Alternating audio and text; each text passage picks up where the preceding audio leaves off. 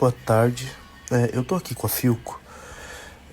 Eu tô lavando a manta que a gente cobre o sofá. Eu coloquei no normal, mas eu vou deixar bater. Depois que ela bater e tal, que ela tipo for drenar, eu vou jogar pro rápido. Eu quero ver. Eu vou tentar cronometrar quanto tempo que o rápido dura. E eu quero saber quantos enxágues ele faz.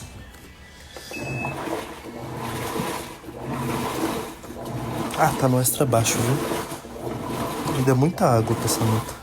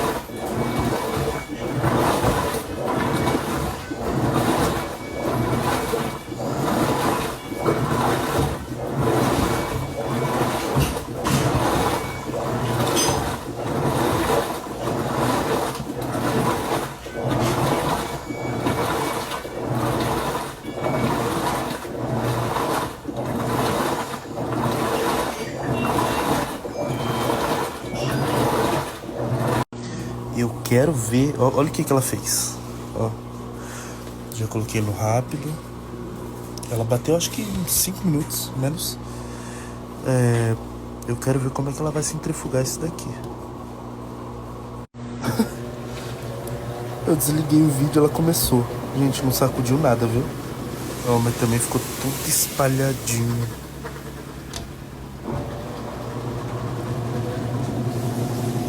Ela tá vibrando. Normal, né? Normal. Mas tá aí, ó. Não bateu, não sacudiu, não sacolejou. Perfeita.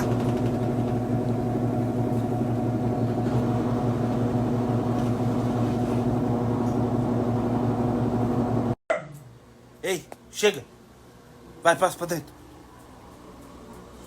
Eu coloquei no roupas escuras aqui pra eu ver, tentar ver quantos enxágues ele faz.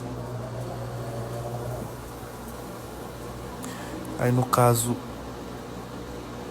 eu sei que um enxágue ele não faz, né? Porque se fosse um só, aqui já teria apagado, estaria na centrifugação. Então, ou é 2 ou é 3. Acho que deve ser 2. Aí agora é usar ele pra descobrir, né?